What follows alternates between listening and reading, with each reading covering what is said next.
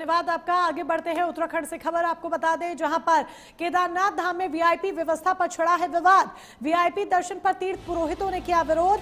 VIP culture के खिलाफ पुरोहितों का मोर्चा। आरोपों पर बीजेपी ने पलटवार किया है। धाम में कोई वीआईपी दर्शन नहीं, महेंद्र भट्ट ने कहा है। आम श्रद्धालु की कतार बनाम वीआईपी सुविधा को लेकर मानो जैसे बहस सी छिड़ गई है। वीआईपी व्यवस्था को लेकर विवाद अब गहराता जा रहा है। तीर्थ पुरोहितों ने इस व्यवस्था के खिलाफ मोर्चा खोलते हुए कहा है कि बाबा के दरबार में सभी श्रद्धालु बराबर है। पुरोहितों का आरोप है कि वो वीआईपी कल्चर के चलते आम श्रद्धालुओं को घंटों लाइनों में इंतजार करना पड़ रहा है, जबकि कुछ को सीधे तरजीह दी जा रही है। वहीं बीजेपी प्रदेश अध्यक्ष महेंद्र भट्ट ने इन आरोपों को खारिज करते हुए इसे राजनीतिक रंग देना बताया है और स्पष्ट किया कि धाम में किसी के साथ भी भेदभाव नहीं हो रहा।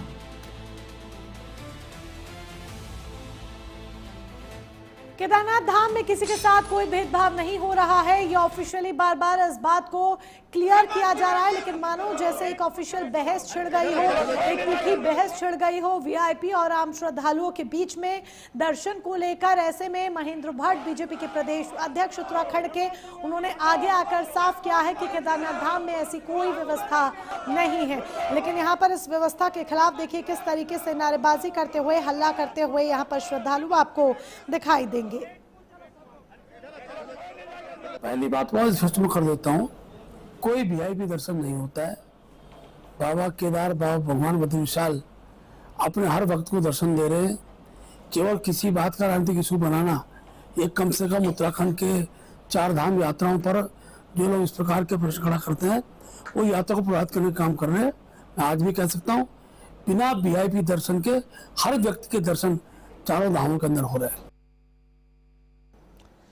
तो आरोपी पर भारतीय जनता पार्टी का पलटवार भी सामने आया है कि धाम में किसी तरह का कोई वीआईपी दर्शन नहीं है, महेंद्र भट्ट का कहना है। लेकिन यहां पर देखिए किस तरीके से श्रद्धालु हल्ला करते हुए दिखाई दे रहे हैं। केदारनाथ धाम की यात्रा जब से शुरू हुई है तब से अलग अलग विवाद एक एक कर सामने आ रहे हैं। कभी वीडियो वायरल हुई कि श्रद्धालुओं को पीटा गया है, फिर उसके बाद अब देखिए ये आम श्रद्धालु और वीआईपी श्रद्धालुओं के बीच की जो बहस और नारेबाजी और हल्ला करते हुए श्रद्धालु। केदारनाथ धाम जो उत्तराखंड के लिए व्यवसाय के तौर पर रीढ़ की हड्डी मानी जाती है, लेकिन वो इस वक्त विवादों से घिर गई है। मदन सिंह हमारे सहयोगी देहरादून से जुड़ चुके हैं। मदन, किस तरीके से सरकार ये जो पूरा विवाद है उसे सुलझाएगी, क्योंकि अगर ये विवाद गहराता गया तो श्रद्धालुओं में भी नाराजगी बढ़ती जाएगी। हाँ, निश्चित तौर पर जिस तरीके के वीडियो वायरल हो रहे हैं, कहीं ना कहीं दिक्कतों का सामना सरकार को भी करना पड़ सकता है। लेकिन जिस तरीके की बयानबाजी आ रही है, चाहे वो भाजपा की तरफ से बात करें या फिर सरकार की तरफ से बयानबाजी आ रही है, सरकार ने साफ तौर पर कहना है कि हमने जिस दिन से यात्रा शुरू होनी थी उससे पहले ही ये सीधे तौर पर आदेशित कर दिया है कि कोई भी व्यक्ति वहां पर वीआईपी दर्शन नहीं करेगा, सभी लोगों के लिए सामान्य दर्शन होंगे और उसी प्रक्रिया को आगे बढ़ाया जा रहा है। सरकार इस बात पर सीधे तौर पर इनकार कर रही है कि वहां पर कोई वीआईपी दर्शन नहीं हो रहे हैं। लेकिन जिस तरीके के वीडियो सामने आ रहे हैं, ये साफ तौर पर दर्शाता है कि वहां पर इस तरीके की गतिविधियां चल रही है और निश्चित तौर पर सरकार को इस पर लगाम लगानी होगी, क्योंकि लाखों की संख्या में लोग पहुंच रहे हैं और जिस तरीके से इस बार उत्साह देखा जा रहा है, हजारों की संख्या में लोग प्रतिदिन दर्शन कर रहे हैं। अभी तक आंकड़ा लगभग 5 लाख के ऊपर का पहुंच चुका है। तो निश्चित तौर पर इस तरीके की परिस्थितियां प्रत्येक वर्ष बनती भी है, लेकिन इस बार पहले ही इस बात को स्पष्ट कर दिया गया था कि 1 महीने तक कोई भी वीआईपी दर्शन नहीं होंगे। लेकिन उसके बावजूद ऐसी स्थितियां अगर बन रही है तो निश्चित तौर पर सरकार को इस पर लगाम लगानी होगी, नहीं तो वहां पर स्थितियां बिगड़ भी सकती है।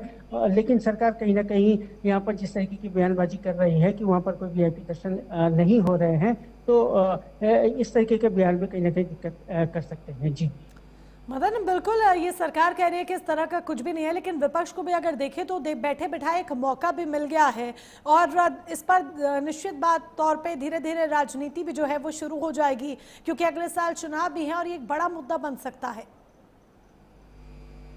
हाँ, निश्चित तौर पर मोनिका, देखिए ये उत्तराखंड की लाइफ लाइन है और इसको लेके सरकार पूरी तरीके से सजग में रहती है और तमाम तैयारियां की जाती है। लगभग 3 महीने पहले से तैयारियां की जाती है और तमाम दिशा निर्देश दिए जाते हैं और दिशा निर्देश में भी साफ तौर पर अंकित ये किया गया कि कोई भी वीआईपी दर्शन नहीं होगा।